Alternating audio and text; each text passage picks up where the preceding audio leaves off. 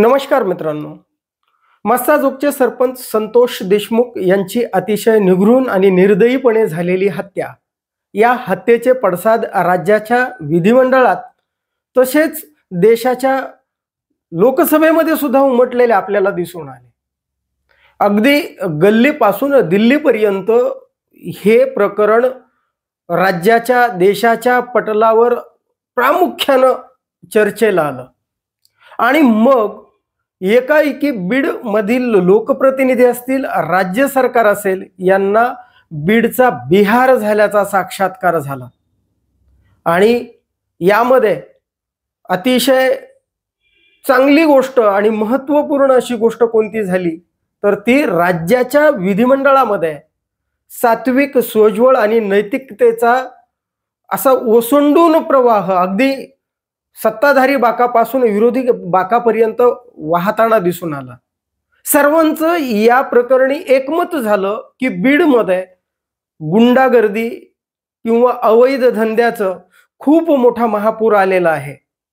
आणि हा एकाएकी झालेला साक्षात्कार यासाठी संतोष देशमुखांचा बळी जावा लागला. त्यावेळी कुठे सरकारला आणि बीड जिल्ह्यातील लोकप्रतिनिधींना मग वाळू माफिया, आणखी ते भूमाफिया, आणखी 2 नंबरचे धंदेवाले, आणखी खंडणीखोर जे वसुली करतात, अशांचा पूर्णपणे त्यांना आठव आला. परंतु हे वसुलीखोराच्या संदर्भात बोलताना आणखी एक महत्त्वपूर्ण गोष्ट जे राज्याचे मुख्यमंत्री असलेले देवेंद्र फडणवीस बोलले ना, ती गोष्ट अत्यंत विचार करायला लावणारी गोष्ट आहे. ते म्हणाले की जर खरोखर या सभागृहामध्ये बसलेल्या प्रत्येक सदस्यांनी ठरवलं की या असल्या वसुली बाजारांना स्थान द्यायचं नाही, त्यांना वरदहस्त द्यायचा नाही, त्यांना आशीर्वाद द्यायचा नाही, तर आपल्या राज्याच्या विकासाची गती आणखीही वाढू शकते.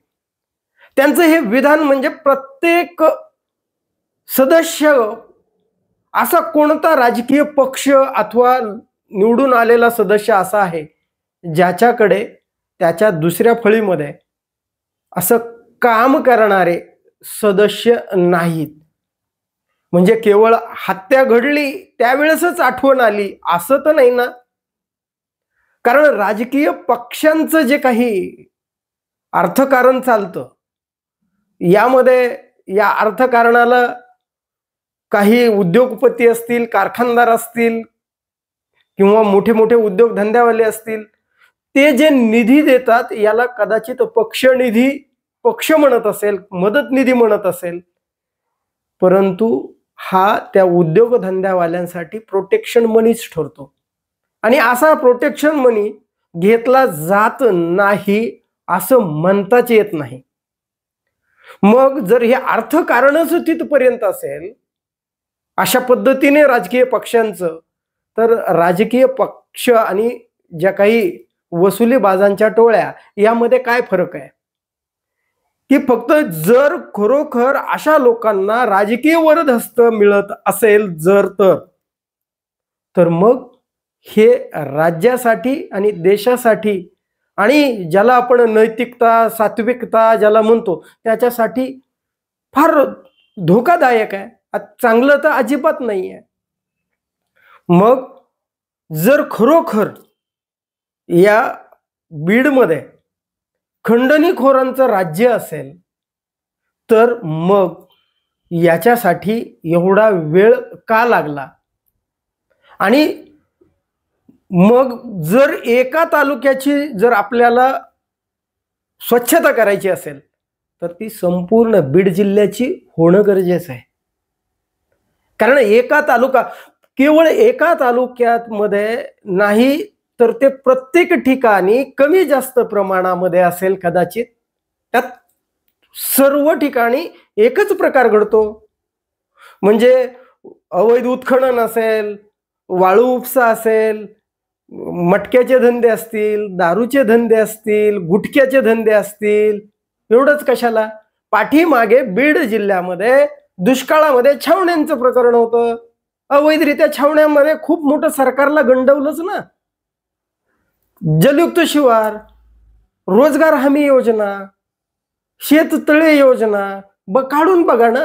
रोजगार हमी मध्ये तर असंख्य अशी गावं वसवली म्हणे की जे खरंच रेकॉर्डला पण नाही. मग ती जे काही सरकारच्या पैशावर, सरकारच्या सत्तेच्या आशीर्वादानं हे जे वसुलीबाज पोचले जातात, यांना एकाएकी कशा पद्धतीने आळा घालता येणार आहे का आपल्याला? सरकारला तरी कसं शक्य आहे? आणि सर्वात चांगली गोष्ट काय केली आहे, आज देवेंद्र फडणवीसांनी बीड जिल्ह्याच्याच नाही तर महाराष्ट्राच्या आशा पल्लवित केलेल्या आहेत. कारण त्यांनी संतोष देशमुख या प्रकरणाला न्याय देत असताना महाराष्ट्र संघटित गुन्हेगारी नियंत्रण कायदा 1999 मकोका हा लावण्याचा निर्णय घेतलेला आहे. आणि या मसाजोगच्या प्रकरणामध्ये तर त्या ठिकाणी खंडणीचा गुन्हा दाखल झालेला आहे, ॲट्रॉसिटीचा गुन्हा दाखल झालेला आहे. आणि त्याला आता या पद्धतीनं 302 मध्ये नंतर तपासामध्ये जर यांचे लागेबांधे अडकलेले सापडले तर त्यांच्यावर सुद्धा 302 लागणार अशा पद्धतीचं आश्वासन आज विधिमंडळामध्ये मुख्यमंत्र्यांनी दिलेलं आहे. कारण आणि यामध्ये त्यांनी की IG लेवलची जी काय IG लेवल रँकचा अधिकारी आहे त्याच्या अध्यक्षतेखाली SIT स्थापन केली की जी गुन्हेगारी शोधून काढणार आहे, पाळेमुळे खोदून काढणार आहे. तर न्यायालयीन चौकशी सुद्धा यावरच्या उपाययोजना करता येतील किंवा यामध्ये काय घडलं, कसं घडत आलं, याला कशा पद्धतीनं याचा सामाजिक परिणाम कसा झाला यावर म्हणजे या दोन्ही चौकशा लागलेल्या आहेत. आणि विशेष आणखीन म्हणजे की देवेंद्र फडणवीस जे म्हणाले ना की गुन्हेगारीची पाळंमुळं मी उकडून काढणार आहे, आणि यासाठी त्यांनी जे काही सांगितलं की कुणाचा फोटो कोणाबरोबर आहे, कोणत्या पक्षाचा कार्यकर्ता आहे, कोणत्या नेत्यांच्या संपर्कात आहे, राजकीय वरदहस्त इथे चालणार नाही. गुन्हेगार असेल तर त्याला पूर्णपणे गुन्हेगारच म्हटलं जाईल आणि त्याच्यावर गुन्हा दाखल होईल, त्याला अटक होईल, त्याला शिक्षा होईल असं आश्वासन मुख्यमंत्र्यांनी दिलेलं आहे. पण एक प्रश्न असा पडतो की खरोखर की जर प्रत्येक राजकीय पक्ष, प्रत्येक निवडून येणारा उमेदवार त्याच्याकडे खरंच अशी शस्त्र नाही आहेत का जी वापरतात, जी खाली वसुली करतात, धंदा 2 नंबरच्या धंद्यावाल्याकडून, अधिकाऱ्याकडून खंडणी नव्हे तर काय जे असेल त्यांचा निधीला वेगळं नाव देता येईल, पक्ष निधी देता येईल, मदत निधी देता येईल, पण ते घेत नाहीत का? आणि मग आता SP ची बदली केली आहे, आता नवीन अधिकारी येतील, न्याय मिळेल या प्रकरणाला.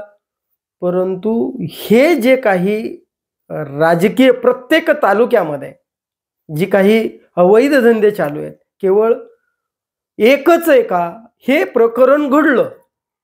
आज अप्रत्यक्षरित्या कृषी मंत्री धनंजय मुंडेंचं प्रकरण, एक वाल्मिकी कराडांना गुंड म्हणून त्यांनी पोचलं वगैरे अशा पद्धतीचं बोललं गेलं. पण मग हे एकमेव प्रकरण आहे का प्रत्येक सदस्याकडे एक असा वाल्मिकी कराड जे निवडून आलेली जी लोक आहेत, म्हणजे हत्येसाठीच नाही म्हणत आहे, कदाचित याचा गैरअर्थ लावू नये, पण प्रत्येकाकडे खालच्या फळीमध्ये जी प्रत्येक राजकीय नेत्याकडे राजकीय नेत्याला प्रोटेक्शन देणारी जी मंडळी आहेत ती कोणत्या प्रकारची आहेत, कशी आहेत याचा थोडासा विचार होणं गरजेचं आहे. आणि देवेंद्र फडणवीस म्हणाले तसं जर सर्वांनी खरोखर एवढी सात्विकता, सोज्वळता आणि जर खरंच वसुली करणार नाही यापुढे असं जर सभागृहातील सदस्यांनी, निवडून आलेल्या सदस्यांनी जर ठरवलं तर खरोखर महाराष्ट्राचा पुन्हा आणखीन संपन्न राज्य होईल. आणि या ठिकाणी जो बिहार झाला म्हटलं जाते तो नक्कीच चांगला, आणखी त्याच्यामध्ये सुधारणा होईल. बिहार आता कुठेतरी फार बिहारमध्ये अशा घटना घडत नाही आहेत, पण महाराष्ट्रामध्ये कदाचित शिक्षण, औद्योगिकरण, याचा अभाव असल्यामुळे आणि जे तरुण मंडळी आहे यांना हाताला काम न मिळाल्यामुळे, बेरोजगारीमुळे कदाचित हे अवैध मार्गाकडे जात असतील, तर ही जबाबदारी सुद्धा सरकारचीच आहे आणि यावर सुद्धा सरकारनं चांगल्या पद्धतीच्या उपाययोजना करणं गरजेचं आहे. हे विश्लेषण जर आपल्याला खरोखर आवडलं तर लाईक, शेअर आणि सबस्क्राईब करायला विसरू नका. धन्यवाद. जय महाराष्ट्र.